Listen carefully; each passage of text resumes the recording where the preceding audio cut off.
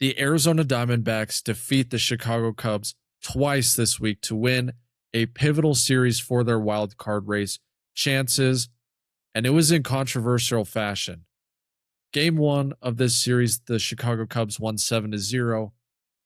The Cubs dominated Merrill Kelly, but Merrill Kelly hung in there and only gave up two earned runs. But it was Taylor Clark in the bullpen who allowed multiple home runs in that game, and the Diamondbacks ultimately didn't have any offense and lost 7-0. Game 2 on Tuesday was another Chicago Cubs dominant performance for 7 innings. The Cubsian Hab hit a 3-run home run in the top of the 4th inning to give the Cubs a 3-0 lead, and then the Cubs tacked on one more run in the 6th inning to give themselves a 4-0 lead. Brandon Pfaadt has been susceptible to the home run ball recently. His performance has slid off since coming back from Reno over the last 2 games, but he still did enough to keep the Diamondbacks within shouting distance to make a comeback and to answer back, which is what they've done now 40 times this season. That's 40 comeback wins for the Arizona Diamondbacks. Do I wish that they could get out to leads and hold on to leads more in games? I do. I really wish the Diamondbacks would be better through the first part of the game, but how this team is played, not just this season, but the past few seasons, this is who they are. They're never out of it because they're always answering back. And that happened again in the bottom of the 8th inning against the Cubs. It started with a Vargas flyout. Then Jordan Lawlar got hit by a pitch, which brought in Jorge Barrosa, which was very important. And we'll get to that in a second. But it brought in Jorge Barrosa. Then Nootbaar walked and Barrosa advanced to second. Corbin Carroll struck out. And then Gabriel Moreno had the weirdest check swing double that I've ever seen from a Diamondbacks player. But he check swing, the ball bounced off of his bat, rolled past first base, hit off the bag, which scored Barrosa and had Moreno and Nootbaar at second and third. Then it was a very clutch single from Geraldo Perdomo to center field that scored Nootbaar and Moreno and got Perdomo all the way into second. With a chance to tie or take the lead, Max Kepler grounded into an out to the pitcher, and it felt like the Diamondbacks' last-ditch effort at making a comeback fell short, and they were going to lose 4-3. Justin Martinez came in and pitched the 9th inning. He flashed a 103-mile-per-hour sinker. Good luck hitting that, MLB baseball. But also, he was still a little erratic and all over the place with his location. But it's good to see J Mart play in some of these higher leverage situations. And I do think that he will be this team's closer by the end of the season if he can get things all locked in. But the real headline from this entire series was once again Ryan Waldschmidt's walk-off home run to beat the Chicago Cubs. It started with Fernandez walking and getting on first, and then Waldschmidt pinch hit for Jorge Barrosa, and we have lots of very impressive historical things that Waldschmidt did.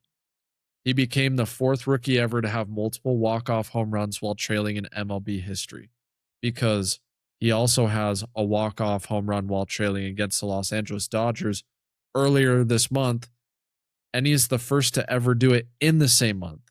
He also becomes the 5th player ever to have 2 walk-off home runs within his first 3 home runs at the major league level.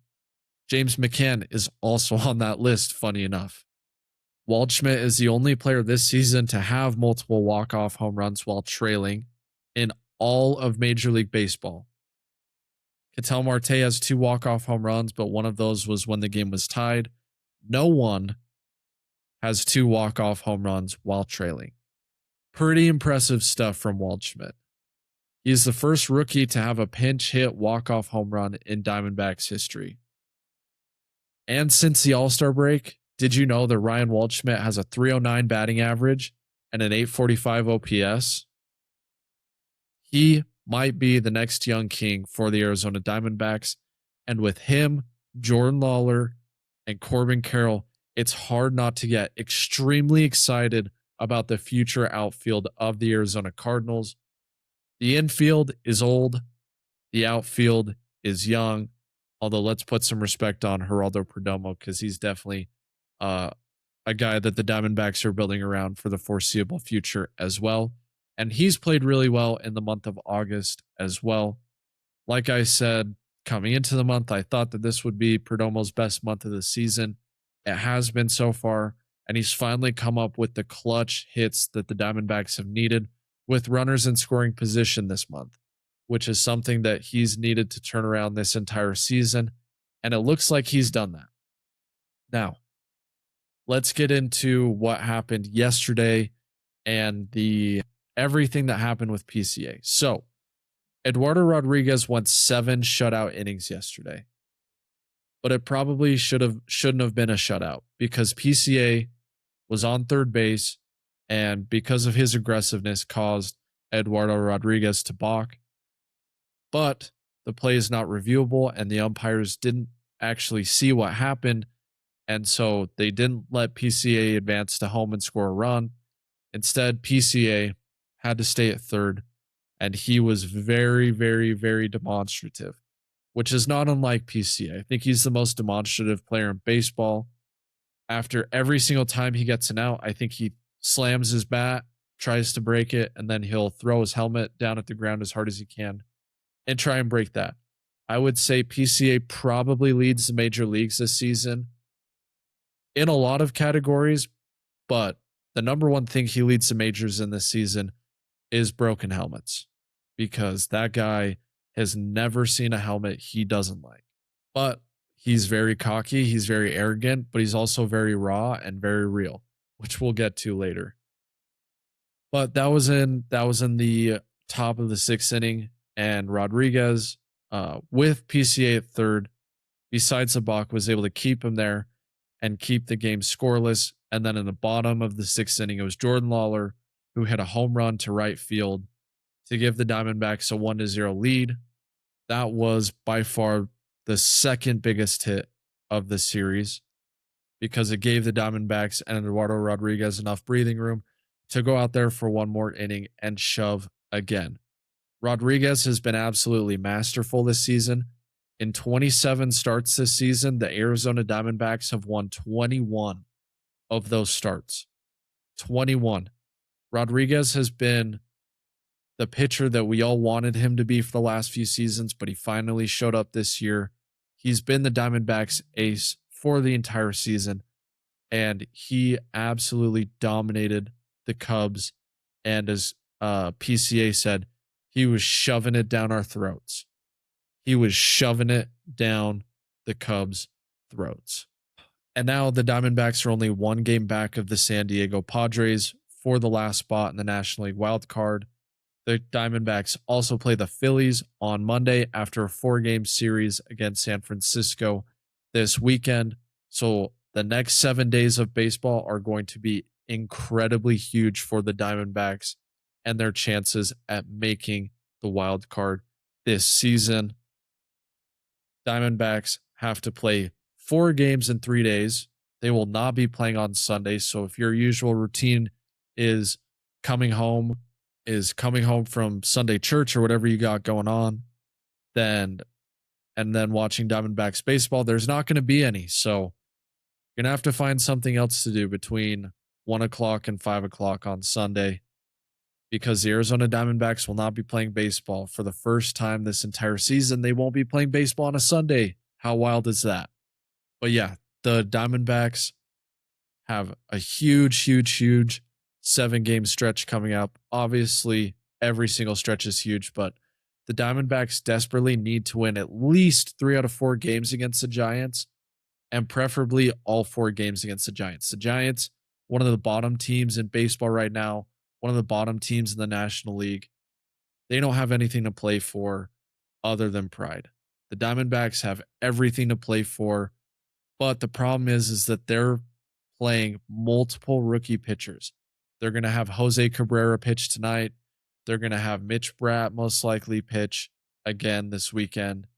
And Merrill Kelly, who has struggled recently, is going to have to pitch again as well.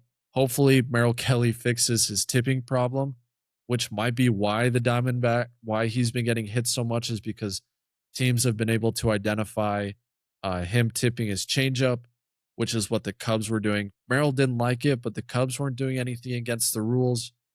And now Merrill has to fix it and get back to being Merrill the mainstay. The Diamondbacks desperately need these young pitchers to come up and play at a high level, because they need to win these games at San Francisco, because there's no rest for the weary. And if you can't beat the teams at the bottom, which the Diamondbacks have been able to do so well this season, if you're not able to beat those teams, you're definitely not going to be able to hang around in a wild card race against the Padres and the Phillies. The other Diamondbacks news that's happened off the field in the last 24 hours was an article written by Ken Rosenthal breaking down the Diamondbacks situation.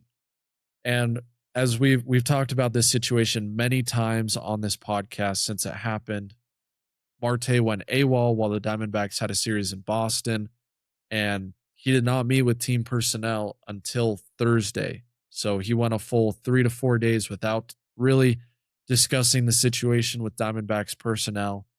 And he was put on the restricted list. He was then placed on the 10-day IL. And now he's expected to return to the Arizona Diamondbacks lineup on Monday against the Phillies.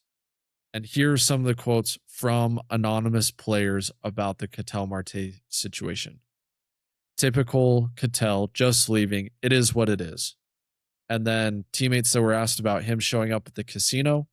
One teammate, granted anonymity for his candor, called it a slap in the face. Another said that was rubbing people's noses in it. So for anyone who said that Ketel Marte going to the casino was no big deal, well, it turns out it felt like a big deal to the players in the clubhouse. And those are the people that matter the most in this situation, are his teammates. If Ketel Marte's teammates have a problem with him going to a casino and making it about himself, then I think that's a pretty big deal. I think it's a big deal that his teammates feel a certain type of way about it. Ketel Marte has yet to address the team about his mysterious disappearance, and it will be interesting to see how the Diamondbacks players and people in the organization respond, because as we've covered before, this isn't the Diamondbacks' first rodeo with putting Ketel Marte on the restricted list because he failed to show up to a game he was expected to be at. It happened last year. After the first 3 games back from the All-Star break, Marte did not show up. He didn't show up because he was in the Dominican Republic, and then he did not show up because his house was burglarized. But this has been a common theme from Marte, to let his teammates down when his teammates need him to lock in and show up the most. And it's a reflection on Torey Lovullo as a manager to not be able to control this situation and let it spiral out of control the way it did. He said, "It is a direct reflection on me," said Lovullo, who is in the last year of his contract. "I'm the leader of this organization on the dugout level, and he's one of our best players. It doesn't make anybody look very good as the manager of this team. I shoulder that responsibility. I want to get better from it. I want to learn from it. I want to never allow something like this to happen again." Well, I'm sure the sentiment was very similar last time this happened with Marte, but the Diamondbacks again allowed this, or at least gave Marte the ability to make this happen. Now, you can't rule star baseball players with an iron fist anymore, because that's just how it is in the player empowerment era of sports, which isn't necessarily a bad thing. But you have to be able to figure out a better way to deal with this situation than starting honestly, like a national panic about Ketel Marte and his mental health, and then no one knowing what's going on for the next 3 days. There has to be a better way of handling these situations so that they don't become front page cover stories and surround your team that's playing really good baseball at the time in controversy. the Diamondbacks are 5-4 since Marte went AWOL, and it would sure be nice if they had won a few more games, potentially against the Reds, sweeping the Reds, or at least putting up a better showing than they did on Monday and Tuesday night last week in Boston. But if Marte comes back, has a great September, hits 7 home runs, plays excellent defense, slugs for 500 and has an 850 OPS, then it's not really going to matter because we're all going to forgive him because he is one of the most talented players in baseball when healthy. So, in the story, it said the past 3 seasons, Marte earned a combined 38 million, according to Fangraphs dollar metrics, which is WAR converted to a dollar scale based on what a player would earn in free agency. He was worth more than 3 times that amount, a combined 122.3 million. So, Diamondbacks have been getting great value from Ketel Marte. So, they're not paying him full value, and so I think the point of this article was to say you're still getting great value from Ketel Marte in the lineup, even if he has these random disappearances. Now, does it absolutely fracture a locker room? And did it derail the Diamondbacks season last season? It 100% does. And it's up to Torey, Lovullo, and Mike Hazen on Monday to make sure that everyone is still rowing in the same direction. And everyone has moved on from this story after Monday. Because if there's still drama trickling from the clubhouse after Monday, it means that it hasn't been put to bed, and then it's going to cause some disruption in that organization, and any kind of chaos not focused towards getting into the wild card spot is going to make it that much harder for this team to get there when all's said and done. The good news is that Corbin Burns, Zach Gallen are on their way back. Justin Martinez has made his way back and is, again, throwing 103 miles per hour. So no harm done there. But the Diamondbacks have to get through this weekend. They need to take 2 out of 3 against the Phillies.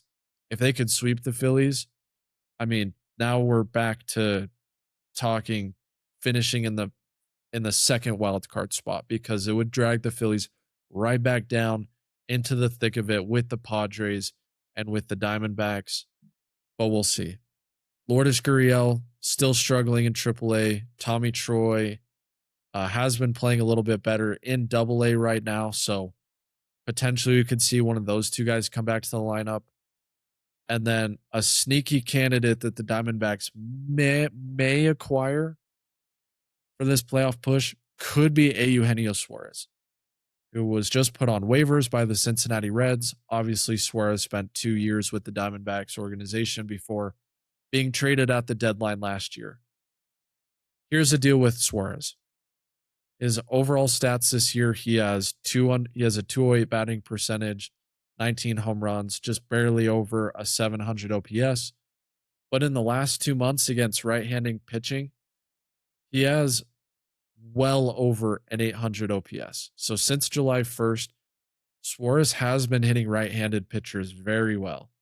So, and that's been a big area of weakness for this Diamondbacks roster, is hitting right-handed pitchers. So it will be interesting to see if the Diamondbacks take a chance on Eugenio Suarez. It's not like Lars Nootbaar or Max Kepler are doing a whole lot better than Suarez has been doing recently against right-handed pitching. He would probably slide right into the DH spot if Arenado continues to struggle with his trunk issue. It might be nice to have a third baseman come in and provide a little bit of a rest day, but Jose Fernandez has also been playing well at third base since coming back from AAA as well. Diamondbacks are going to have to figure out what to do with Ketel Marte and Jose Fernandez and Eugenio Suarez and a bunch of other players on Monday. What will those roster decisions look like? I will have that for you hopefully Monday, that news breaks before we go live. Always trying to go live Monday and Thursday with this. I'm hoping to get these out earlier as well, but still figuring out this entire podcasting process, so bear with me. But yeah, that's the Arizona Diamondbacks portion of this show. Thank you so much for watching. And if you are watching this live or listening to it recorded, please like and subscribe to the YouTube channel and follow us wherever you listen to your podcasts, and leave a review as well. Marvin Harrison Jr. and the Arizona Cardinals win the joint practice against the Green Bay Packers. Let's get right into it. On Wednesday, August 26th, the Arizona Cardinals and Green Bay Packers had a joint practice in Green Bay, Wisconsin that started off slow for the Arizona Cardinals, but once the Cardinals woke up, they finished fast. Again, the storyline that we've talked about all training camp has been this Cardinals offensive line. It really struggled in the beginning portions of practice. Brissett was 5 of 12, was sacked, had an interception. Cardinals' first 6 carries were all stopped for short yardage because the offensive line just was not playing well. Everything around this, everything else on offense besides the offensive line could be pretty good this year for the Cardinals. They just need this offensive line to step up. And again, the 3 players that highlighted this the most, it was Trey McBride, who had 11 receptions. It was Marvin Harrison Jr., who had some really big explosive plays and an incredible tiptoe catch for a touchdown to cap off Cardinals practice.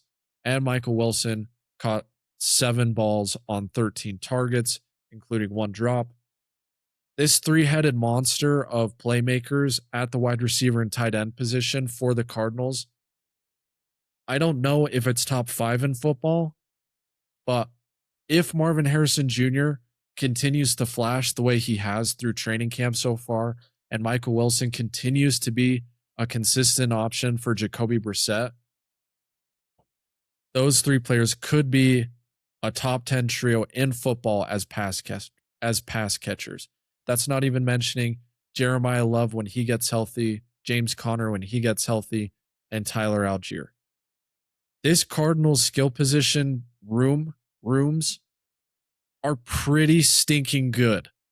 If we can just get the offensive line to pass protect and run block at an average level, this Cardinals team should be able to put up points against just about any NFL defense. The Cardinals defense also struggled in the early portions of practice against the Packers, but at the end, it had multiple interceptions, 4 interceptions, and a final sack to turn the Packers on downs to conclude practice. So while it took the Cardinals a while to wake up, they eventually got going and showed why this is a team that could win more than 3.5 games this season. I said it a month ago, and I'm sticking with it now. 3.5 win total for the Cardinals. I'm taking the over. I think I really like the over. Now, the Cardinals could be 2-14 heading into the final 2 weeks of the season, but I really like how that Cardinals schedule ends. And I think even if it's Carson Beck or Gardner Minshew back there at quarterback, I think this Cardinals team is better than the other bottom feeders in the NFL. Now, could the Cardinals trade every single guy that's talented away at the trade deadline? Yes, they could. So could Josh Sweat and James Conner and Tyler Algier and Michael Wilson, even potentially, if the Cardinals don't think that they'll be able to keep him at a number that's suitable for their cap going forward. There are many players on this roster that still have good trade value that the Cardinals might have to get rid of to continue the rebuild. But this Cardinals team at full strength, I think, is definitely not one of the worst teams in football. Do I think they're a playoff team? No, but do I pencil them in more between the 6 to 8 win range? I think I do. And one reason and two reasons I say that, it's Garrett Williams' return, one of the best nickel corners in football when healthy, and Josh Sweat, one of the best pass rushers in football when healthy, were both activated from the PUP list this week and will return to the Arizona Cardinals lineup. I expect both of them to start day one of the season, and hopefully the Cardinals defense looks a little more like it did during the first half of the season last year than it did in the second half. The first half of the season, the Cardinals defense did enough to win, and it was the offense that was the problem. It shut down the 49ers, it shut down the Seahawks, but the offense wasn't good enough to get the job done. Now, in the second half, the Cardinals defense was pretty stinking bad. Now, you can blame injuries, you can blame lack of focus because of how bad the record was. There are a lot of factors that went into it. I'm also on record as saying that I think Nick Rallis will be the first defensive coordinator fired this season in the NFL. But if all the tools come together, even if Nick Rallis isn't the greatest defensive coordinator ever, if you have talented guys and the talent plays well, that helps the defensive coordinator look a lot smarter than he actually is. And I'm not an X's and O's guru, so maybe Nick Rallis is a really good defensive coordinator, and he just hasn't been able to show it yet. But what the results say is that he's had a bottom half defense every single year he's been in Arizona, and that has to change.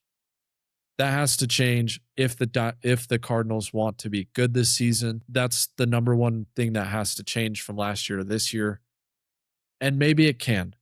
Now, we did also see Trey Benson get cut from the Cardinals, another blemish on Monty Austin-Fort's resume. There are a lot of blemishes on there. Not exactly the most stellar draft history for Austin-Fort in his time at Arizona. And Trey Benson is a third-round pick that really just didn't work out at all. He is back with the Cardinals after clearing waivers. So maybe there's still a long-term play where Benson can produce at a marginal level for the Cardinals at some point in his career. But I think we can officially declare the time of death on Monty Austin-Fort's draft history. If we can't declare time of death now, if Marvin Harrison Jr. goes out there and doesn't perform well this season again, I think we can declare time of death on Monty Austin-Fort pretty quickly at the end of the season. Now, that being said, I think Austin-Fort's going to do everything he possibly can to get the Cardinals turnaround to be quick, because he knows it. We know it. His job is on the line. And I highly doubt the Cardinals will want him to be making a pick at quarterback at the end of the season if things don't go well, because ESPN recently released their mock draft and they had the Arizona Cardinals picking Arch Manning with the number 2 overall pick in the 2027 draft. Now, there's a few factors that go into this. Arch Manning could go back to college for the 2027 season. So it's not even set in stone that Arch Manning is going to be available for the Cardinals. Same goes for a couple other quarterbacks in this draft class. But what we do know, and if you listen to Todd McShay or Jordan Reed or any other football draft, NFL draft evaluators, projections, any of that stuff, you know that this class is about as quarterback heavy as we've ever seen. So if there's a year for the Cardinals to be bad and get a quarterback, which a lot of people expect them to do, maybe not on purpose, but they just expect it to happen because it's Jacoby Brissett starting at quarterback right now for the Cardinals, this would be the year to do it. This would definitely be the year to do it because of how loaded the talent is in this draft class. But with that being said, could the Cardinals still get a decent quarterback with the 8th pick or the 10th pick in this draft? They absolutely could. They absolutely could. Just because of how loaded the draft talent is in this class. I will say there's a few guys I want the Cardinals to draft. I would love for them to draft Arch Manning, Dante Moore.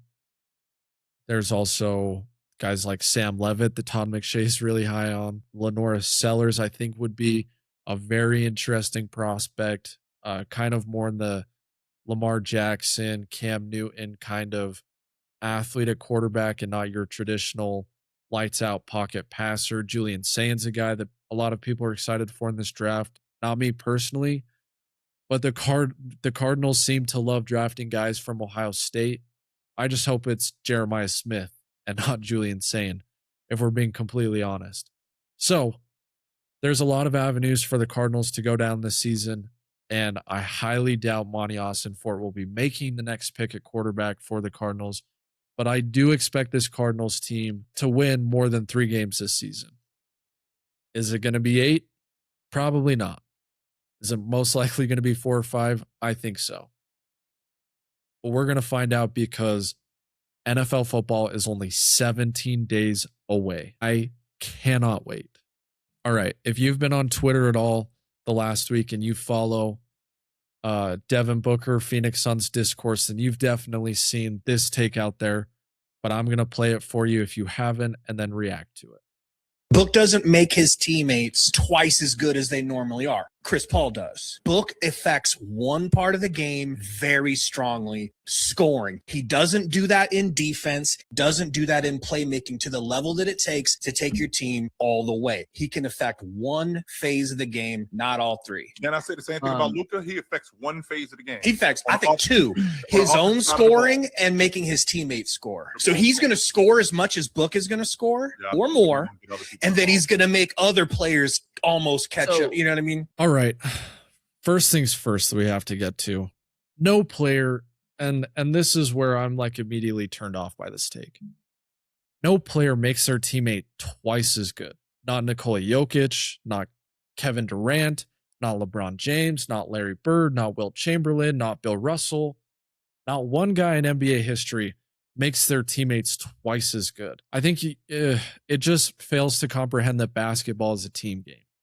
I think so many people are so focused on, oh, you have to have this top 7 player in basketball to even be able to win a championship.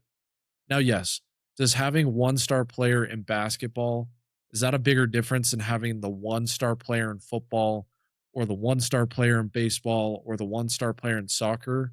Yes, there's less guys on the floor, so every individual on the court matters in much more compared to other sports outside of individual sports, obviously.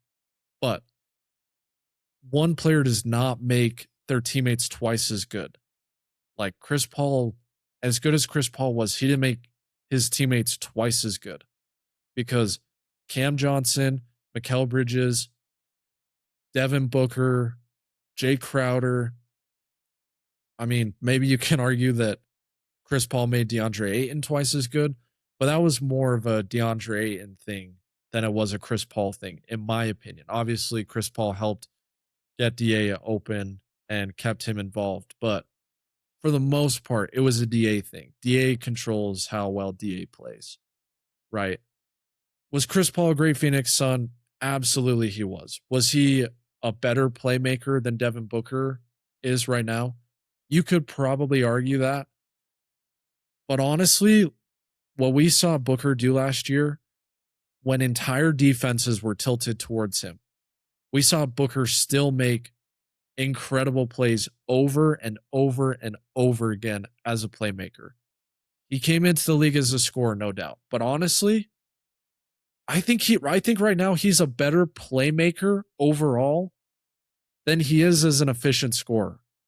And that's not something I would have said back in 2022. It's just not.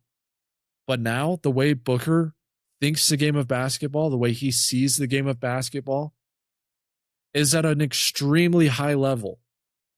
Now, here are some of the minute differences. Sure, he doesn't average 10 assists a game. But what's great about Booker is that he's not an assist hunter. All right? There's guys like Luka and Trae Young and a lot of these other ball-dominant players that average a lot of assists.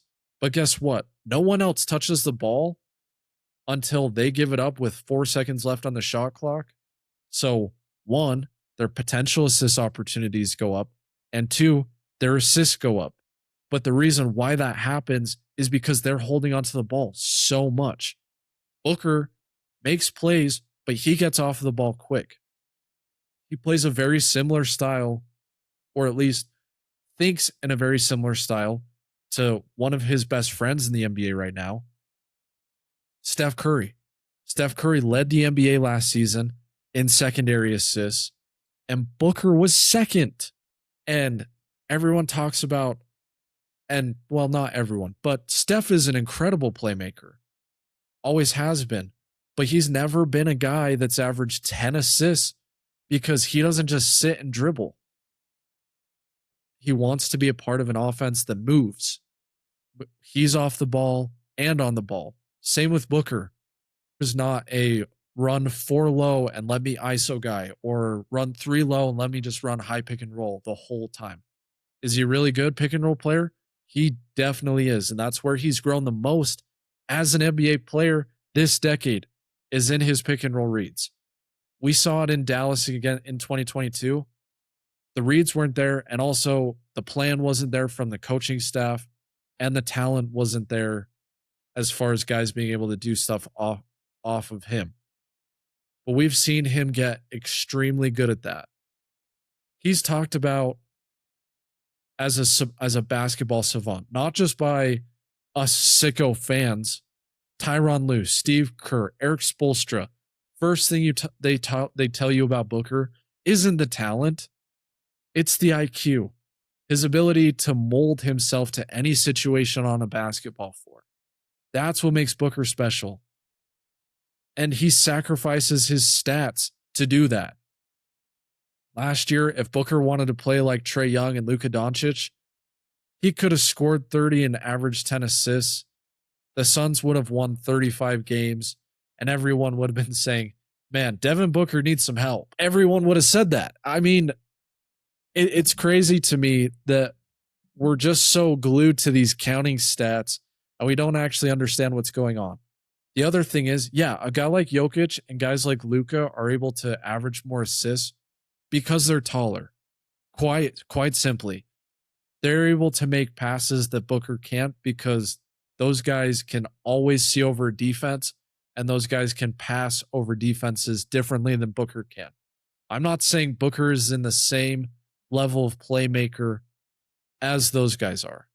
Luka, Jokic, probably two of the better, or probably the two best playmakers we have in the NBA. But you want to talk about winning a championship level playmaking? Okay, who's the best playmaker on the Thunder? SGA? Okay, Devin Booker finished 3 spots behind SGA during the regular season in potential assists. Okay, how about the 2026 MVP, Jalen Brunson? Oh, that's interesting. Devin Booker finished 6 spots ahead of Brunson in potential assists. I would actually go as far to say that Devin Booker's playmaking is the best aspect of his game right now, because I think he's taken a step back as a scorer. He's not an efficient 3-point shooter. He hasn't been as efficient in the mid-range the last couple of seasons. He finally has figured out the tricks to getting to the free throw line last year, and that's really what saved his efficiency last season, was because he shot over 8 free throw attempts a game. But you look at what's holding this Suns team back and what's holding Booker back. In my opinion, it isn't the playmaking that's holding Booker back. He has it all on him, and he's going to have it all on him again this season because Jalen Green is score first. Miles Bridges is more of a score first guy. Dylan Brooks is a score first guy, although Dylan did say that his instruction from management this season has been to work on passing. We're going to see if Dylan Brooks changes his passing at all this season. But you look at a lot of the guys that are surrounding Devin Booker this year, it's going to be all on him yet again to be the primary playmaker and to elevate everyone's game around him. Also, we want to look at Jokic and Luka and LeBron and all the people that that they've helped get paid over the years because they've elevated players around them. Well, okay, let's look at this. Royce O'Neal had his best three-point shooting season ever. Colin Gillespie got paid. Jordan Goodwin got paid. Grayson Allen averaged more points per game this season. I think it was a career high. I don't know exactly how it ended, but throughout the first 50 games before he got hurt, Grayson Allen was having another career year. Mark Williams got paid despite finishing the season mostly injured. Devin Booker is probably going to get Oso Ighodaro paid at the end of this season, whether it's by the Suns or someone else. We're going to, if Rasheer Fleming and Kaman Malawach work out, Devin Booker is going to be a big reason why that happens. Dylan Brooks just got an extension, averaged the most points per game in his career. Why? Because Booker is a bad playmaker? No, because Booker understands ball. Booker understands ball at a level that not everyone is capable of understanding, myself included. I know 0.01% about basketball that Devin Booker does, but I at least know this. Booker tilts defenses towards him, and because he gets off the ball early, it helps his team. It doesn't result in assists. It results in secondary assists. Devin Booker, as a scorer, needs to be better. He needs to be more efficient as a scorer for this Suns team to be a top 4 team in the West. I think that more than anything was apparent at the end of these close games was Devin Booker has a harder time scoring than he did in the early part of his career. So I think teams know that he doesn't exactly want to shoot the three. I think teams know kind of the scouting report on Booker. What spots does he like to get to in the mid-range? And teams aren't letting him get there anymore. So, to me, Booker has to elevate himself as a scorer again, not as a playmaker, for this Suns team to be one of the best teams in the NBA. And also, look, is Devin Booker an all-NBA defender? No, he's not. And I would never sit here and say, yeah, Booker is a great defender. Here's what I will say. Since the Suns stopped tanking in the 2020-2021 season, 6 years of Suns defenses, right? Devin Booker has only been on a team that's finished on the bottom half of the NBA in defensive rating one time. And he's been the leading scorer, the leading minutes getter. He hasn't played in the most games, but when he's on the floor, and he's on the floor more than anyone else, the Suns have had a good defense more often than not. 4 of those seasons, the Suns have finished with the top 10 defense. 4 seasons out of the last 6 seasons that Devin Booker has been a Phoenix Sun, has been the best player on the Phoenix Suns. His team has finished with a top 10 defensive net rating. Now, yeah, it's not top 5, but you can't argue that he doesn't at least do his job, because if he was as bad as Luka or Trae Young or some of these other players, then the defensive rating for the Suns would be worse. And yeah, is he the weak link on the floor sometimes? He sometimes is. But for the most part, he holds up 10 times better than Luka or Trae Young or any of these other incredible 10 assists a game playmakers are. He holds up way better on defense than any of those guys. Now, I'm not sitting here saying that Devin Booker has been a top 10 player of the last 2 years. He quite frankly has not. And that's been disappointing. That's absolutely been disappointing. But to say he doesn't impact winning at a championship level or hasn't, I think is picking nits at a guy who overall has been one of the best players in the NBA over the last half decade.